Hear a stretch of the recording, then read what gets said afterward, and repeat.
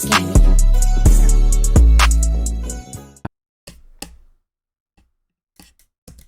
Working structure fire. 7741 Liberty Road Drive. It's 9 a.m. on May 18th. Should I react to that one after this one? I'll do a little spooky time. I don't mind. 2024. Residents of Charlotte, North Carolina wake up to the smell and sight of black smoke billowing up into the sky. The source, Shit, do it. a massive 7-story apartment complex, home to 239 luxury units, or at least what should have been luxury units. At the time, the structure was still under construction, meaning that thankfully no residents were living there. But this in and of itself presented two major problems. The first was that, in its current state, the top 5 floors were primarily just the bones of the structure, made almost entirely of wood and insulation, making the building as a whole extremely flammable. Meaning that, although the fire had started out relatively small, it was quickly going to consume the entire complex if it wasn't put out quickly. Which brings us to the second and even more glaring problem. The building was actively under construction when the fire started, and that morning 17 construction workers had clocked in, all of whom were now in grave danger. And by the time the firefighters arrived on the scene, Yeah, that shit gone. the situation was already dire. Yeah. And so firefighters rushed in, finding a large group of the employees and leading them out to safety. Though when they made it outside, they made the horrifying realization that they had only found 15 of them. Out of what? Somewhere within that labyrinth of burning wooden walls, 2 men were left behind, trapped and calling out to anyone who might hear them. And these pleas weren't just being made to those on the scene, as in the following minutes, one of the trapped men, 30-year-old DeMonte Sherrill, would take out his phone, open up Facebook, and go live, revealing the horrifying reality that both he and his friend had found themselves in. Somebody send help, we're in South Park. Help! Today, we're going to be showing our friends the basics of the internet, and we thought you might want to come along. You gotta do it now or never. Don't worry about TOS. If you want a computer, here's how to get the most out of it. Watch this, watch this, watch this.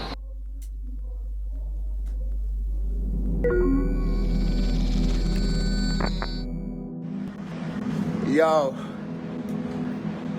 I'm at South Park right now. At work, and the building on fire, and I can't get out.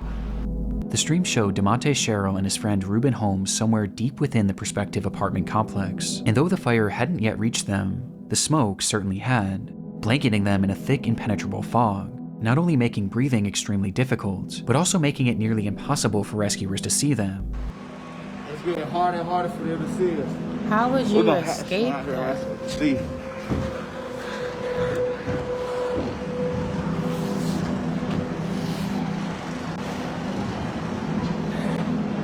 The building on fire, I'm trapped inside, me and my man. Like, where's the exit? This was likely one of the reasons why DeMonte chose to start this livestream, hopeful that it could show rescuers exactly where they were. Okay. But based on the footage, their positioning was far from ideal. They were on the second highest floor, floor 6, which had only one access point, a single stairway that was on the complete opposite side of the building. And based on their testimony in the footage, something had clearly blocked their path to that one remaining exit, meaning that the only other way out would be to jump. Though at 6 stories in the air, and falling into what would likely be the heart of the fire, this would have meant certain death. There was quite literally nowhere for them to go. Rescue was their only hope. Is the Taylor port in that green cup? Yup. Juno.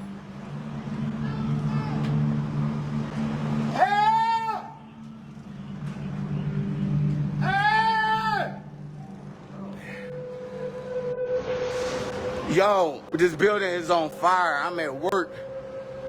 Somebody send help, we're in South Park.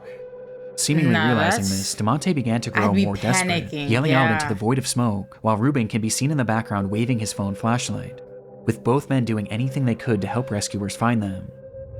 Before Help! the stream abruptly ends. Rescuers were aware of the unfolding situation on the 6th story. They first tried to reach the men by using a massive crane with a basket attached, which can actually be seen in DeMonte's livestream. Though in it, you can see that it's also facing the complete wrong direction, as the smoke was just that impenetrable. However, at one point, it's Cool believed over that the here crane sipping operator wine. did actually see these men, but the blaze was just too extreme, Right. leading to the operator himself having to be rescued. This left only one real option for saving DeMonte and Ruben. They were going to have to go in after them. And so they climbed that stairway up to floor 6 and started their trek to the opposite end of the structure. Though before they could even make it halfway, the rescuers were relegated to a slow crawl as the inferno around them raged more and more intensely, and the smoke grew thicker and thicker. Though that's when they began to hear screaming. Somewhere lost in that maze, Ruben and DeMonte were yelling as loud as they could for help. This sound was a sign that they were getting close. Though just then, rescuers would be met with another sound. All companies working 7741 Liberty Road Drive, evacuate structure, per command. All companies working 7741 Liberty Road Drive, evacuate structure. Command all companies, this will be defensive at this time. We'll be ready for this side to collapse. Everybody get out of the collapse zone. Confirming you are coming out, but you're not out of the building. With the order being made for all of them to evacuate, as by this point, the structure was engulfed in flames, and a collapse was imminent. The firefighters tried to call out to the two in one last attempt to guide them towards rescue, but they never came. In fact, at that point, the structure fell eerily silent. They would leave that structure without DeMonte or Ruben, and minutes later, the fire consumed the entire building, with the temperature inside reaching 2,000 degrees Fahrenheit. Before it collapsed, it would eventually topple to the ground. And inside, DeMonte and Ruben would become the sole fatalities of this catastrophe. That's so eerie, bro. Yo, I'm at South Park right now, at work, and the building on fire, and I can't get out. It's getting harder and harder for them to see us. That's Knowing how the story super ends would make this eerie. live stream difficult for anyone to watch. But what I find most upsetting about it is that the majority of those who initially watched this were his own friends and family that followed him on Facebook, with these viewers including his own mother. And a lot of them probably had no idea he even worked this job, as he had just been hired that week. His brother had also caught the stream as it was happening and actually rushed over to the scene where he pleaded with the firefighters to watch the footage. But despite doing the best they could, there was just too much working against them to save DeMonte and Ruben. Following an investigation into the fire, it was discovered that the crew was using an organic foam insulation, which was known to be extremely flammable and produce thick black smoke. And this became deadly when the machine used to spray that insulation caught fire, sending the whole building up in flames, where they had yet to install any sort of smoke detector or alarm system to alert the crew of a fire. Making matters worse, there had been a temporary set of stairs made right where the two men had been trapped, but that stairwell had just been removed in order to make way for the permanent set of stairs. Wow. Because of this and a myriad of other issues, the companies involved with this construction were forced to pay a fine of $50,000 and are currently being sued by the families of both victims. But regardless of the outcome, negligence. nothing will ever make up for the loss of DeMonte Sherrill and Ruben Holmes. Bro, rest in peace, bro. That's so negligent, bro. What the fuck? Things were getting concerning.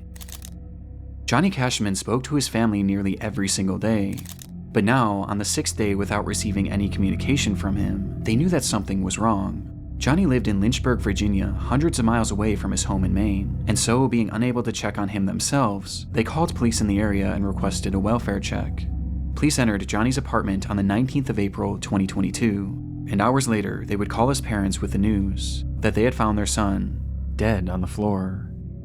According to the officers, Johnny had experienced some sort of medical event that led to GI bleeding that ultimately claimed his life. But this made no sense to Johnny's family. He was only 38 years old and had just been given a clean bill of health after a full medical exam only 4 months prior. It was so out of the blue, in fact, that they even asked if there were any signs of a struggle or if there was any evidence that he may have taken his own life. But they were assured that there was no trauma, no drugs, and nothing suspicious found on the scene, and that, as shocking as it was, his cause of death was entirely natural, and had likely just been spurred on by drinking and tobacco use, with the only solace being that Johnny didn't suffer, as they stated that he had died instantly. Because of this, no autopsy was performed, as the case seemed as straightforward as it gets, and despite his family questioning if they should get their own autopsy, they were told by officers that it wouldn't be necessary. And so, Johnny's body was cremated and sent back to Maine, in what seemed to be the end of Johnny Cashman's story. Until? 10 days after Johnny's body was discovered, his ex-girlfriend and her mother made their way back to his apartment in order to retrieve some of her belongings. She knew that re-entering the space was going to be difficult, but ultimately there was no way she could have prepared for what was waiting for her inside. There was blood everywhere. It was pooled in the bathrooms, wiped on doors, spread all over the living space, and was even found on a chair and a banister. But the most horrifying part of it all was the walls. They were covered in splattered blood, which revealed long streaking handprints. It was something straight out of a horror movie, and although Johnny's cause of death was deemed natural, what they found in that apartment seemed anything but. Traumatized by what they were witnessing, the pair snapped multiple photos of the bloodshed and ran out of the unit, directly into Johnny's neighbor. This neighbor revealed that they believed something far worse than a medical emergency had happened to Johnny, as they had a security camera mounted to their door which faced Johnny's unit, and on the day of his passing, it captured something incredibly disturbing.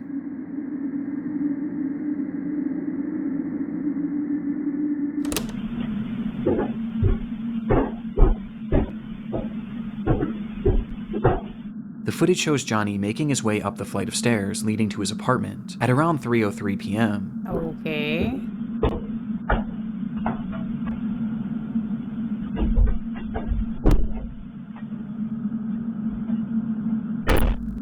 Nothing seems out of the ordinary at all, though it is noteworthy that he was holding an empty glass, perhaps insinuating that he had been drinking. Yeah. But this doesn't seem to impair his movements much at all, as he punches in the code and enters his home, just as he did every other day. But moments later, something happens inside that unit, and while it goes unseen, it doesn't go unheard.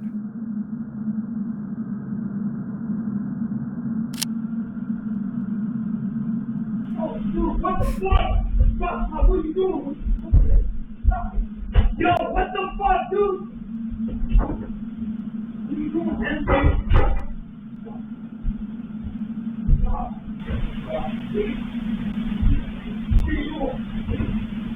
What are you doing, man? Stop. Stop.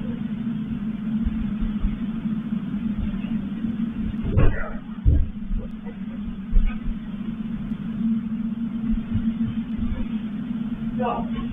Stop. The audio seems to depict a man yelling, asking repeatedly, "What are you doing?" and begging for something to stop. On top of this, you can also hear loud thuds and banging, almost as if things were falling over inside, or there was some sort of physical altercation, before the unit then goes quiet just a few seconds later. It was unclear if this voice was Johnny's, or perhaps someone else who had been inside the unit, but regardless, one thing was apparent from this audio: there was someone else in that apartment, despite the fact that Johnny lived alone. And just 7 minutes later, this unseen person would emerge.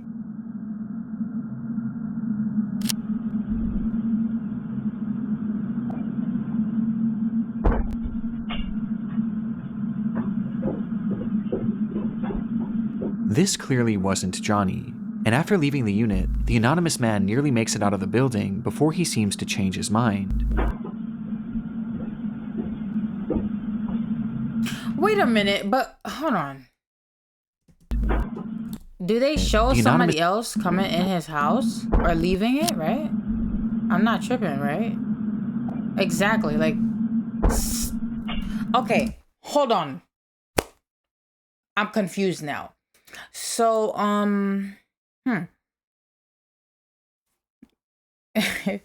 so, like, what I'm seeing is just like, okay, somebody is in the house. Clearly, like, they have evidence. Like, the police have evidence of what happened.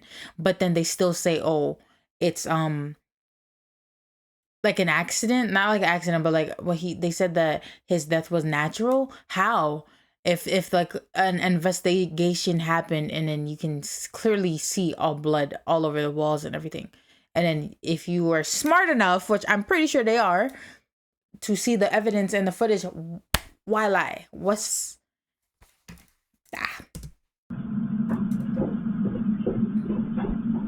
This clearly wasn't Johnny, and after leaving the unit, the anonymous man nearly makes it out of the building before he seems to change his mind.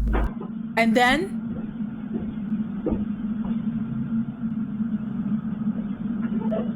turning around and walking back up the stairs before fiddling with the door handle, touching it only with his sleeve, like he was wiping off his fingerprints. Update your chatter verification settings and moderation on Twitch. You need to elaborate on that because I'm not too sure how to do that on Twitch. I can only do that on like Nightbot. I know how to moderate stuff on Nightbot, but not like Twitch stuff. Just text me. He then walks down the stairs and stops once again, where he seems to be in a state of shock over whatever had just transpired, before he composes himself and walks out of the building. Okay. But the footage wasn't quite finished yet. I got you.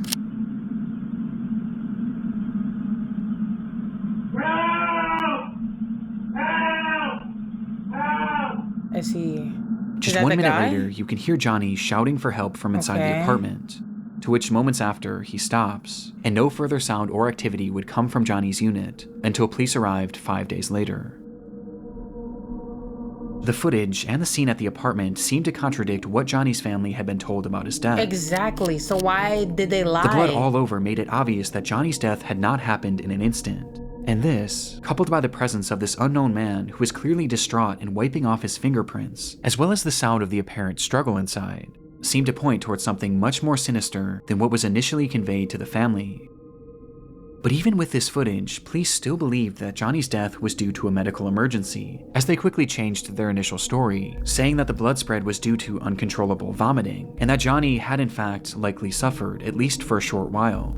But this medical emergency wasn't elaborated on, as they didn't truly know what caused it, as no autopsy was ever performed, nor could one ever be performed. Does it smell? As by this point, Johnny was already cremated, and cremated because of the officer's initial statements. So if Johnny had actually been murdered, which the footage does seem to suggest, there was now virtually no way to prove it. And what makes this even more frustrating is that law enforcement already had this footage. It was collected that very day, and they either didn't fully look through it or didn't think that this was overly suspicious. Ain't no fucking way that law enforcement not looking through the fucking footage. Ain't no motherfucking way. I don't believe that for a second. That is negligent, or they did that shit on purpose. Ain't no way that law enforcement not looking through a video of actual footage. Come on, bro. Let's use our thinking caps. There's no way, bro. Everyone else surely did. And soon, this video began making the rounds online, leading to one glaring question being asked. That shit is annoying, man. Who is this man? As no one in Johnny's life recognized him. Well, it wouldn't be until May 11th that investigators would finally ID him as Stephen Church. And upon being questioned, he revealed that he had moved to Lynchburg for work, but the opportunity he had lined up fell through shortly after he arrived, leaving him with no money and without a place to stay. Brokey. Which is when he met Johnny, who offered to let him crash on his couch. He supposedly stayed with Johnny for 3 days, and described Johnny as an alcoholic who drank constantly, including on that fateful day. When Johnny arrived home, Stephen claims that he started drunkenly yelling at him about paying rent, which led to the two getting into a verbal altercation. But he insisted that this altercation never turned physical, and that he left immediately after, to which he quickly went back to clean his prints because he was afraid that Johnny would try and have— That makes zero sense logically, because if the nigga is saying, yo, you can come stay at my house and crash while you get back on your feet, you know the nigga is broke, you know the nigga is homeless. Obviously, he wouldn't ask you for rent. I don't believe that somebody that knows that somebody is homeless is gonna ask that person for rent. What rent? What rent? What you talking about? Whatever, bro, man. Arrested for squatting, man. And having already racked up 2 felonies in his life, Stephen was paranoid. But you can't get arrested for squatting, though. And having already— You can't get arrested for squatting. Technically, that's legal. Like, you can get arrested for trespassing. Racked up 2 felonies in his life, Stephen was paranoid about going back to jail. You should go back to jail. You're fucking homeless. When Stephen was leaving, he did mention seeing Johnny hunched over the toilet as if he were going to vomit, but he claims to have left before this so-called medical emergency started. This is the gist of Stephen's— But that altercation happened 1 minute after he went inside his house. So what are we talking about? And what lie are we trying to configure?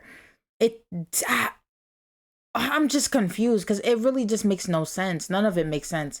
The cops literally just don't care, or it's something else. 2 felonies is crazy, by the way. From him, yeah. Like, you just letting a random, like, honestly, why he let a random stranger in his house, bruh? Like, bro, I'm all for helping out whoever the fuck, but it gets to a point. I don't know you. You know, I work with a guy who stole $2,000 worth of merchandise and got charged with 2 felonies. Usually they take you to jail for that. Like, if you get, like, there's a certain amount of money that you're not allowed to steal. Well, I mean, if you steal, like, below that point, like, you're good until you get up to that amount. At least, specifically for your job, they like to watch people that do shit like that. They put him on a payment plan. Like, yeah, they be watching people. Yeah, if you steal from that store, you're up. It's done. They will continuously rack up numbers until you get up to that point, and then, you know, to charge you. But a lot of stores do that, though. He still shows up to the store to this day. What? Don't they be banning people? Like, they have you on, like, camera and you're, like, plastered, like, you know, watch out for this person type of thing. How is he still allowed? I mean, to be honest, in the area, I don't feel like they care too much about who gets inside and stuff. Security is ass. Yeah, I'd bet.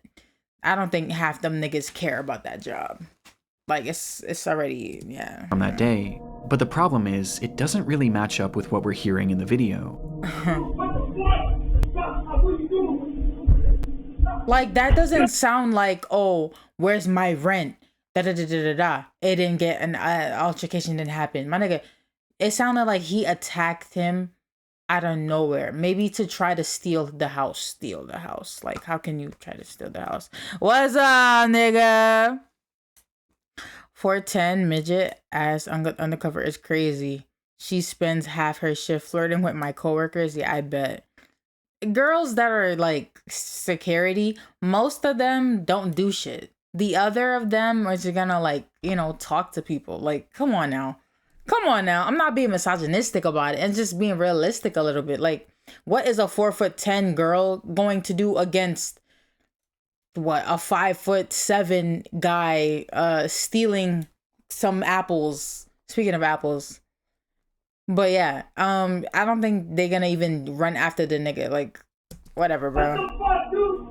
From the footage, we can hear everything going on in that unit, but at no point do we hear any sort of an argument, nor do we hear anything about rent. Exactly. With the phrases lending themselves more to a physical struggle rather than a verbal one. In fact, the whole time it appears that we're only hearing one voice. Do not feel safe. But there is an exception.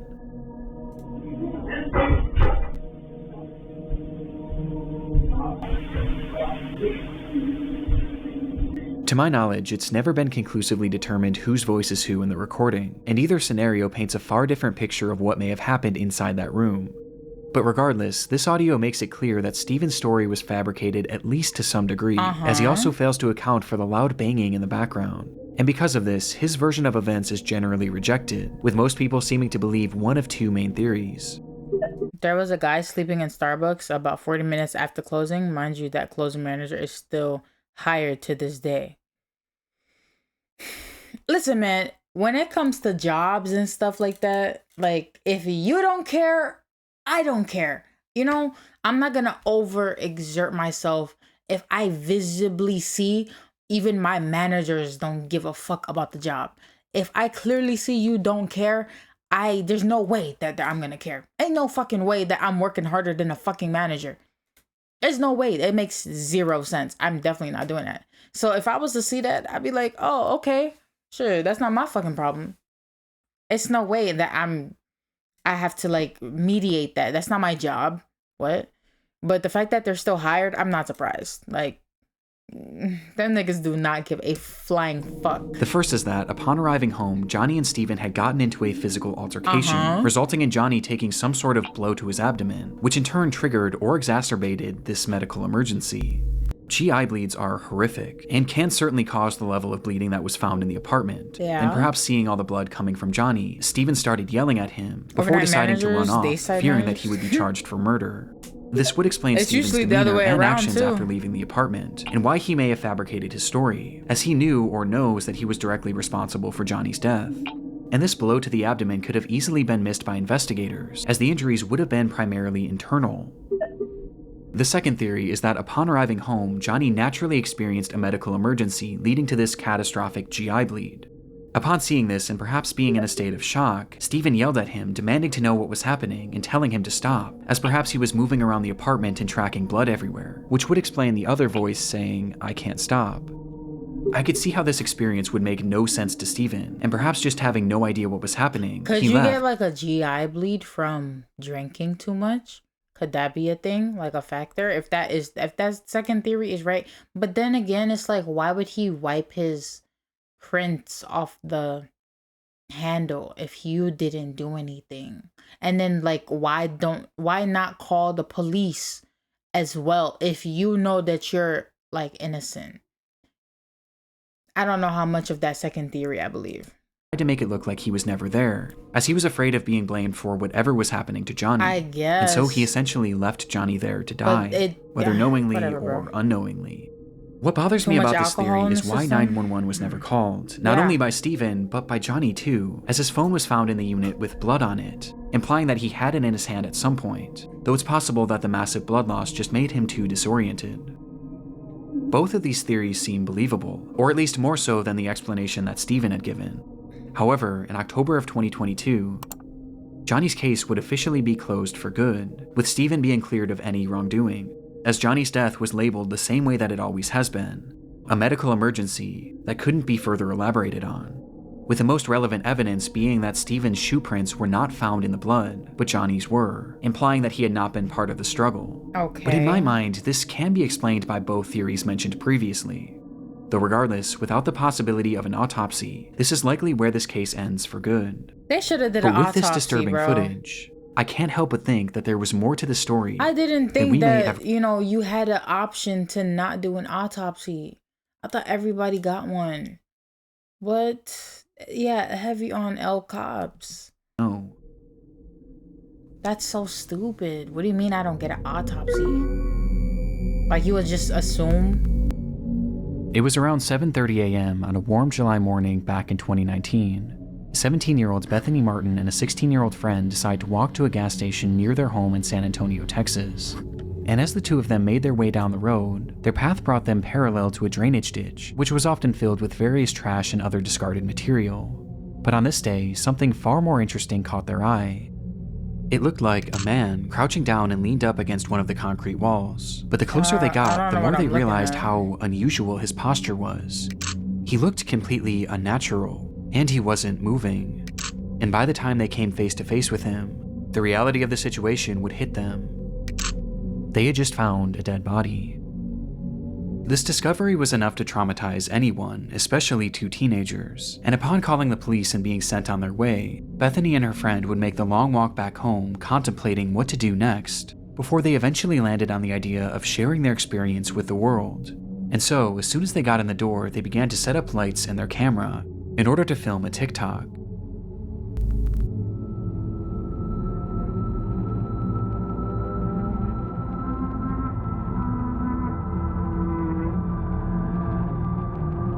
That's not smart. The clip showed the two sitting on a couch appearing to be in a state of shock, with the words, "Us remembering we found a dead body this morning," plastered on the screen, offering no other context aside from the description, which simply read, "I wish we were kidding, all respect to the family." Some offered sympathy for the girls, while others viewed their post as insensitive and exploitative, but others weren't even convinced it was real, partially due to this glaring lack of context. But any doubt of this post's legitimacy would be quickly thwarted by a discovery made not even one full day later, as it was revealed that this recording hadn't actually been the only video that these two girls had made on that fateful day. I feel like I remember something like this. Or on their walk like to the gas station, similar. The girls had stumbled across the body of 25-year-old Marcus Adams, with the young man having seemingly perished earlier that morning, with it being apparent that he had taken his own life. But upon finding Marcus, the girls weren't actually overwhelmed with sadness or even shock, as instead, their focus immediately went to something far different, as something on the man's body had caught their attention. His necklace. The girls really liked it. In fact, the unnamed 16-year-old had said that it matched her fashion perfectly, And so, before police arrived, the two would once again pull out their phone and start recording, showing Bethany approaching the body with her intention being to grab his necklace, which she eventually does, removing the medallion. Wait a minute. These bitches are broke and they decided to basically tamper with a corpse because you want to be a broke bitch? Oh, wow. Giving it to her friend before tossing the chain into the grass nearby, leading to the girls running away from the scene. The 16-year-old would then post that video onto her Snapchat story for all of her close friends to see. Someone told me type shit is the male version of period thoughts.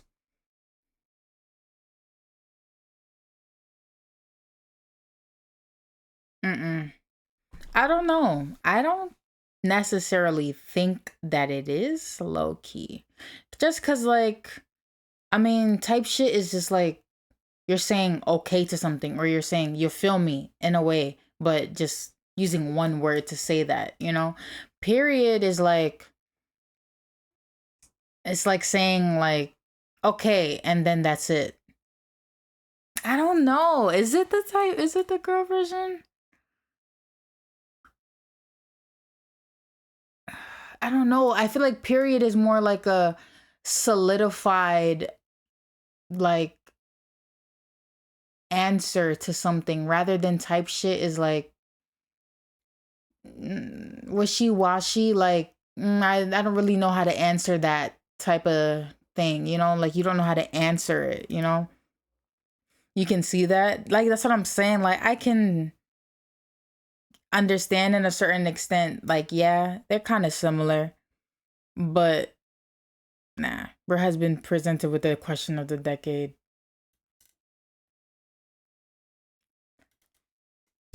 The footage for obvious reasons, but it's truly awful. And just based on the audio alone, you can tell that they're very obviously having fun doing this. You gotta do it now or never. I meant to say something.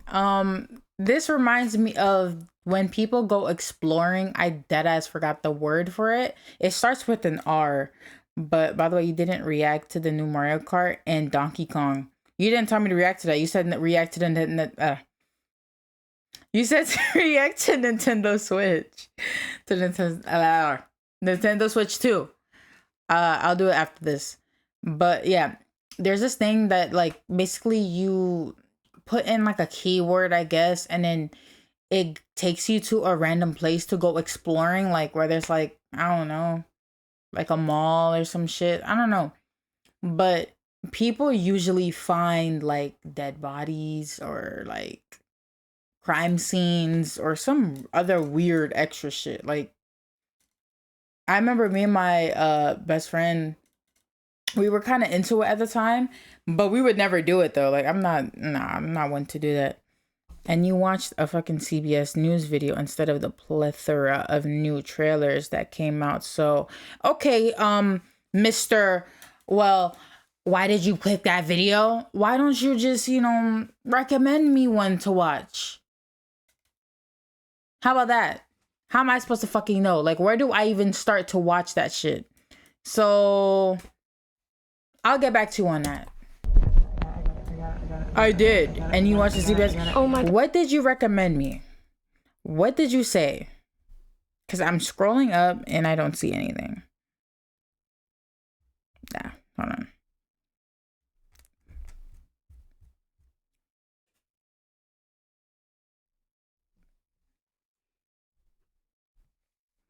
Nintendo uploaded mad videos on the new games. Oh, Five Nights at Freddy 2 trailer dropped too.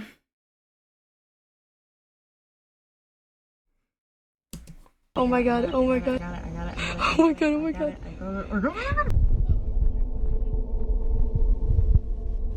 I don't like y'all. If y'all, you know, couldn't tell. There's something so uniquely disturbing about it. It's clear that upon finding the body, there was no real emotional impact on them, at least none that outweighed their desire to steal from it. And as if stealing from this man who had just taken his own life, and posting it for all their friends to see as if it were a joke, wasn't horrible enough, they then immediately posted this other video to TikTok in an attempt to garner sympathy. It's truly awful, and made even more appalling by reports that claim that the 16-year-old had actually worn this medallion. Not you.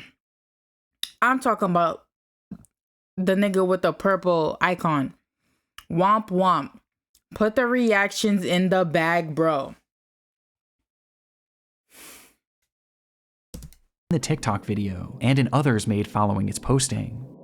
And unfortunately, their actions had even more upsetting consequences, as the footage from their Snapchat story was quickly downloaded by someone they knew and posted onto an app called Nextdoor, with the footage being totally uncensored. And it was on this app where it's claimed that many of Marcus Adams' own family members would see the footage, many of whom weren't even aware that he was deceased.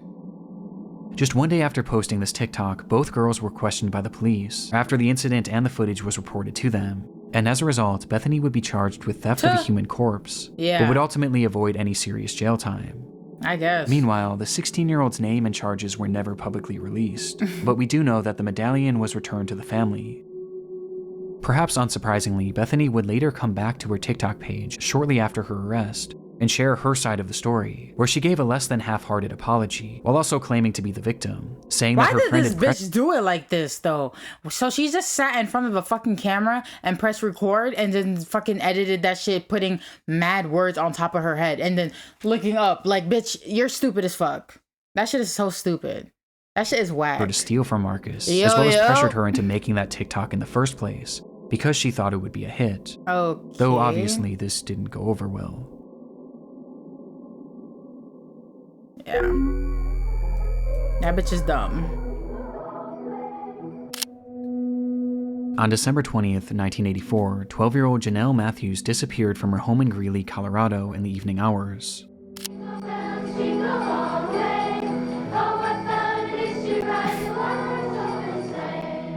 Earlier that day, she had sung at a Christmas concert with her school's choir, which her parents were unable to attend, as her mother was out of town. What's this bit called? Internet's Darkest Corners by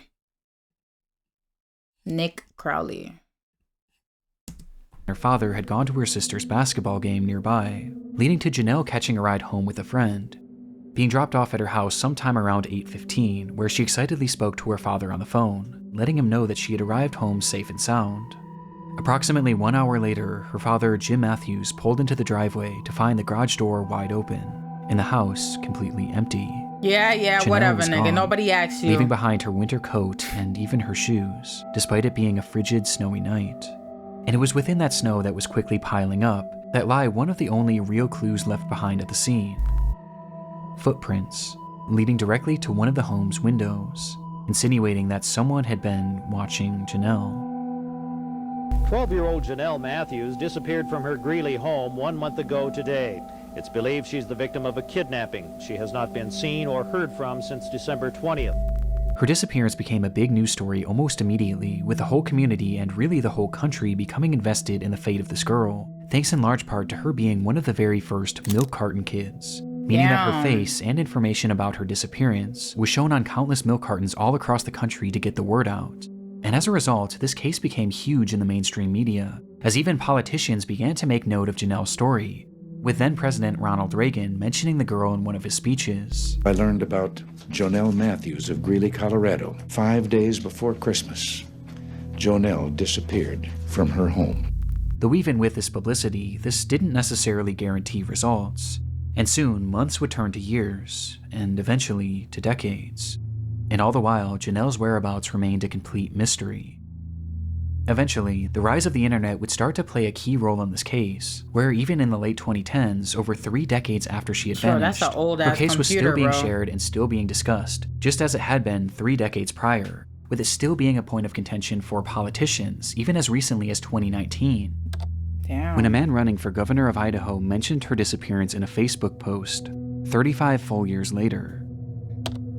Regardless of Janelle's whereabouts, her case was still very much alive, as the world, and especially Janelle's parents, were haunted by the question, what happened to Janelle Matthews? But sure enough, in late 2019, they would finally get their answer. Bones found in Weld County earlier this week appeared to bring an end to a 3-decade-long search for a missing 12-year-old girl. The Greeley Tribune is reporting they are those of Janelle Matthews. On Tuesday, July 23, 2019, at roughly 4:50 p.m., a crew had been digging in an isolated field in Weld County, Colorado, in order to install a new pipeline. when they would uncover the decayed remains of a little girl. It was Janelle, still wearing those clothes that she had worn to her recital, meaning she had likely died the very day she disappeared, having been killed by a single gunshot wound to the head. Janelle Matthews had been murdered in cold blood, and almost immediately upon finding her body, the police would also zero in on their suspect. The man's name was Stephen Pankey, and at the time of Janelle's disappearance, he had been living in the same general area in Colorado. But by 2019, Stephen had long since fled the area, as after the crime, he would eventually pack up seemingly out of the blue and move to Idaho, where when Janelle's body was discovered, he just so happened to be running for governor. Bro, come on, bro. That is super unfortunate. 3 fucking decades? And during his... Oh my gosh, I didn't even read this. There's no such thing as closure as my 20-year-old son Carl was murdered on 7/04/2008, losing a child hurt her entire life. I am fortunate to have truthful facts regarding Carl's murder. The United States Attorney for the District of Colorado needs to actively oversee the investigation into the death and disappearance of Miss Janelle Matthews, a human being. Since 1984, police have only considered sinister, emotionally charged child abduction possibilities, and they are culpable with resulting vigilantism.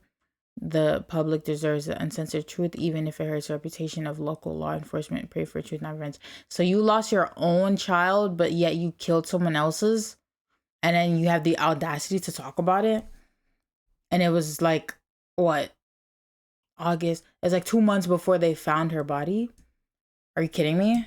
Pankey had put out a bizarre Facebook post about Janelle, calling for the Colorado DA to oversee a fresh investigation, as he stated that the local police had wrongly been focused on the theory that Janelle's disappearance was a child abduction and murder, so which was quite convenient.